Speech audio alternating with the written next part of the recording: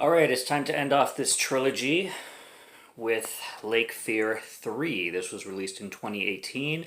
Now, this is the direct sequel basically to Lake Fear, and Lake Fear 2, as I mentioned in last review, was a totally separate story, being that it is also called The Everglade Killings.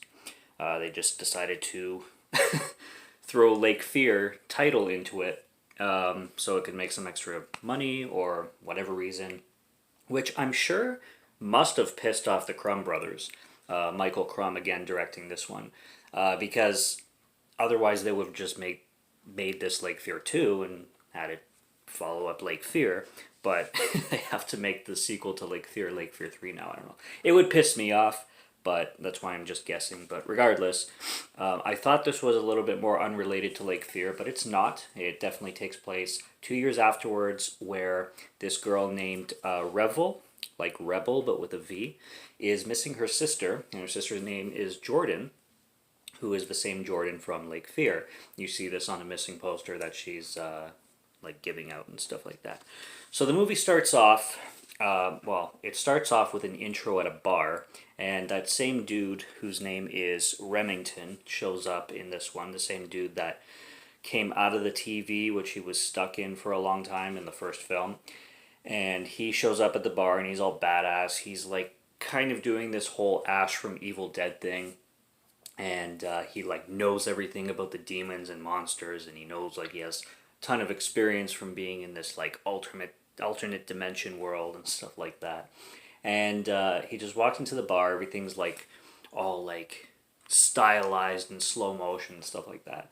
And it's just random people having drinks and stuff like that. And then weird shit starts to happen. One lady kind of collapses, and then this guy comes over to her to do like a Heimlich maneuver. And he like goes right into her chest, and her chest opens up. It's straight up ripped off of the Thing. That's, for everybody who's seen The Thing, 1982, John Carpenter's total rip off of that.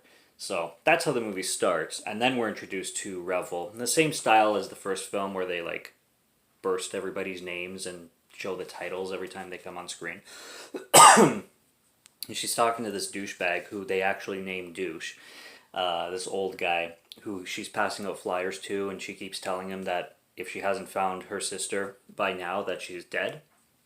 And he keeps insisting that she's dead, and then she like smacks him in the face with the flyers. He also mentions that every flyer that she's ever given him, because she goes out on a monthly basis, he burnt them all. So he totally admits that and is totally shameless about it. And we're introduced to, I don't know if it's her sister or not, because they do mention being sisters, but I don't know if they mention that as like meaning like best friends, but they don't really look alike. But this girl named Chloe, who is actually played by a girl that I recognized, Caitlin E. Newberry. And I had to think of where I recognized her from, and then I looked at her filmography. She is from Mother Krampus 2, which is also a very bad movie, quality-wise. But I didn't mind Mother Krampus, the first one, but Mother Krampus 2 has nothing to do with the first one, and is just in a totally different direction. But point being, she's in it. So we got Kathleen E. Newberry, very cute girl. She's got this little button nose going on, very, very cute, jet black hair. But yeah, I was like, where do I know her from? I know her from somewhere for sure. It was Mother Krampus 2. So across the street from where this girl is giving out flowers, there's this guy named Vincent, and he's putting on a show. Now, Vincent is a medium or spirit dweller, and he puts on shows to like talk to the other side and stuff like that. And his ticket sales are like really low. Like he's sold, I don't know what it is. It was like 6 or 7 people in the audience, and he's like prolonging his show to see if anybody else shows up, but they're not. And this guy he's such a joke. He has this like European accent of some kind. He's very like well dressed. He's a pretty jacked guy, but he acts super flamboyant through the entire thing, and very like sissy like, especially when shit starts to go down. He's always the guy running away and hiding under tables and stuff like that. He's just like that joke in himself. He's really hilarious. He played a funny character, but pretty pathetic at the same time. And they recognize him and they go to meet him, and Chloe comes up with the idea of asking him to, like she'll pay him to just relieve Revel's mind about her sister and maybe talk to her sister from the dead, even though Chloe knows that he's full of shit or doesn't believe a word he says and doesn't buy his act because he's clearly a phony. But she's like, I'll pay you anyway. Just make something up. Just get her mind relieved off this stuff. And so he agrees, and then they go to a bar, and he takes the money. He obviously orders a Cosmopolitan, of course, and he goes and he's doing his spiel, and they're obviously finding him full of shit. And then all of a sudden, he's like, after like 30 seconds of like, I'm feeling, and then he's like, oh, she's dead. Just straight up, she's dead. I saw her, and she's just straight up dead. Oh my god, so bad. And then we have Revel turning into a demon. Now, I don't exactly know like how the demon was summoned, but she gets turned right away, and she turns into this like eyes glowing, kind of similar demon that you saw in the first film. But shit starts to hit the fan all over the bar. The bartender comes out with a shotgun. She like blasts the demon away and stuff like that. She loses her head at one point, the bartender I mean, and then she starts to grow something out of like her neck that where her head was. And then Remington, who also shows up at the bar, gets sprayed like he did with in the first film with this like bloody liquidy stuff. And I love how he just stands there and takes it. Like, he has this expression on his face where he's just like, I've had so much of this, I don't even care anymore. Just, when's it gonna end? Just, come on. Just keep it going. He's just standing there. He doesn't, like, dodge out of the way. He doesn't, try to run or attack. He just stands there and just takes the splatter. He's just like, when's it over? Kind of thing. I find that funny. I find his character funny, just the way they wrote him and stuff like that. Like, he's so nonchalant about demonic shit going on and all kinds of hilarity that ensues throughout the entire runtime, which is not a long movie. It's like an hour and 20 minutes. So they're getting away in a car because they already destroyed Revel, or so they think. And Remington and Chloe and Vincent are driving off, and then Revel apparently can teleport as a demon because she teleports to I think she's outside of the car. You can tell how memorable this film was, and she gets blasted with a shotgun, and he's what does Remington say? He's like yeah, he points the shotgun and puts it right in her mouth, and he's like, hey, don't swallow. Shoots the shotgun. She gets killed again. They end up on a beach. And a lot of demonic shit again starts to happen on the beach, and more demons are summoned. Really weird ones though. Like, this goes beyond weird compared to the first film. Like, you have this thing that crawls like inside of Vincent's body, and then he starts twitching and it starts to like come out of his leg or something like that. One demon loses a leg, and then the leg comes alive on its own. So I'm only here to assume that this was kind of inspired by The Evil Dead in some way, shape, or form. But it really goes weird, and I can't get behind the camera choices and the camera angles. There's a few things that happen in this film, stylistically wise, that are just bizarre. Like, there's this slow motion scene that serves no purpose on a clock tower, and it's going so slow to the point where you start to wonder if there's something actually wrong with the picture or the television. It's really fucking weird. The directors clearly like ska punk because they load their films with ska punk as one of their musical choices. That's good. I like that because I'm a fan of ska punk, so that doesn't bother me a whole lot. It's just the way they film certain things, and maybe it was the budget, and I don't know. It has this cheap feel, and it's not like horrible. I don't want to sit here and trash the film because, I mean, it's certainly better than anything I obviously can ever do, probably.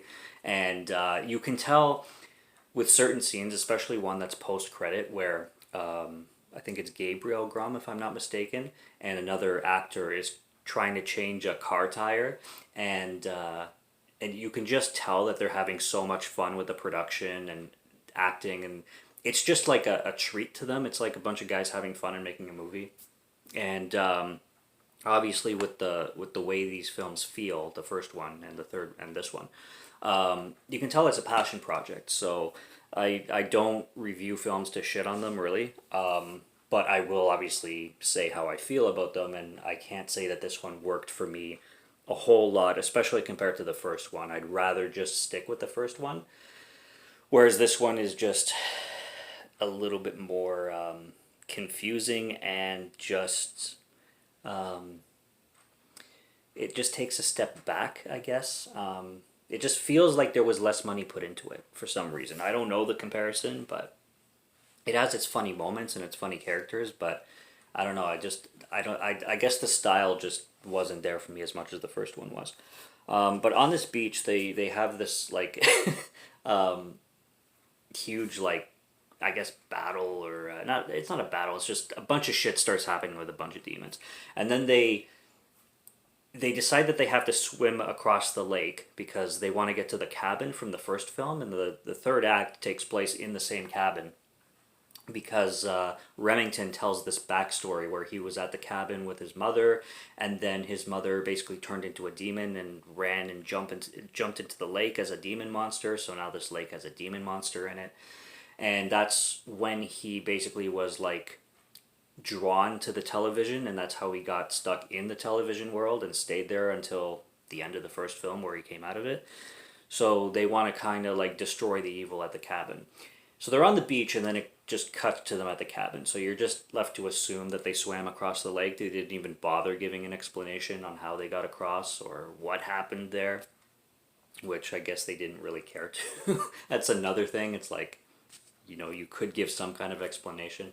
But they get to the cabin, and then it's everything you kind of expect, especially after watching the first film and after hearing Remington's story, like backstory on what happened to his mother. Again, swimming across the lake with his mother being a demon monster on it doesn't make much sense, but I don't know if this film is supposed to make much sense. I think that's the point.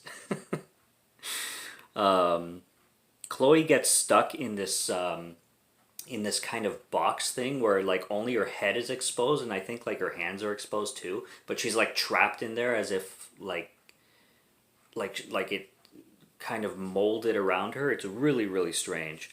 And there's these like tendons that start to drag Chloe into the television, I guess the same way that it did with Remington, and then she's saved from that. And this again has another kind of abrupt ending where like Chloe and Remington are like Remington has a shotgun or something like that, and they're like getting ready to fight the evil, and then it goes to the credits, and then it goes to the post-credit scene with that car like changing the tire scene, and that's how they decided to end the movie. Maybe they had a fourth in mind, I don't know.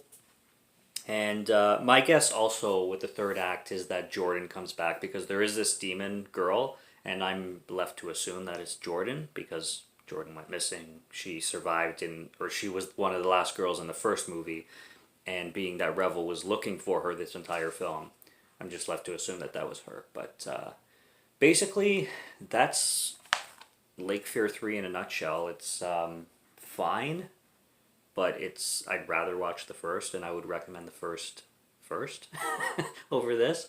And I really did have a good time with Lake Fear 2, even though it's completely unrelated, and the Crums don't have like Michael Crum and Gabriel Crum, the Crums. That sounds really funny. Don't have anything to do with it, but it was a fun movie. And yeah, that's really all I got on Lake Fear 3. Like I said, the effort I 100% appreciate. It's just not one that worked for me 100%. It's fine. It's not one that I'll get rid of or anything. It wasn't shit. I'd just rather watch the first, personally. So that's what I got. That's the Lake Fear kind of trilogy. So hope everybody enjoyed this bad movie aficionado discussion. And until next time, subscribe to Morgan Film Fan if you like to listen to my voice, or if you like my film reviews. I'll be back with more when I can, so stay tuned if you're interested. And until next one, have a good one, take care, and cheers.